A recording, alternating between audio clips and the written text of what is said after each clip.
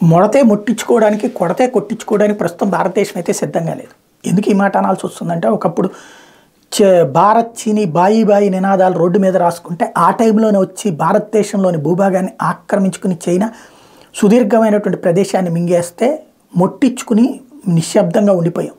అదేమంటే అక్కడ గడ్డి కూడా మొలవదని మనకి మనం సర్ది చెప్పుకున్నాం.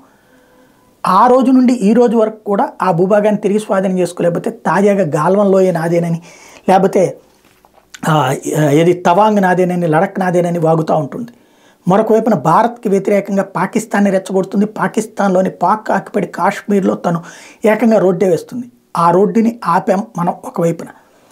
ఏది డైరెక్ట్గా ఇటలీ మనం ఒప్పందం చేసుకుని దాన్ని చెడగొట్టే ప్రయత్నం చేస్తున్నాం. మరొక వైపున అమెరికా, యూరప్ దేశాలతో కలిసి కొత్త మార్గాన్ని, రైల్ కమ్ సీ మార్గాన్ని మనం రూపొందించాం. ఇది చైనాకి కాలుతోంది. రెండో పక్కన భారత్కి క్లోజ్గా ఉండేటువంటి మాల్దీవుల్ని మార్చి తనకు అనుకూలంగా మార్చుకుంటే, మరి దానికి వ్యతిరేకంగా ఉన్నటువంటి ఫిలిప్పైన్స్కి మనం తాజాగా ఆయుధాలు సప్లై చేస్తున్నాం, యుద్ధ నౌకల్ని సప్లై చేస్తున్నాం, యుద్ధ ట్యాంకుల్ని సప్లై చేస్తున్నాం.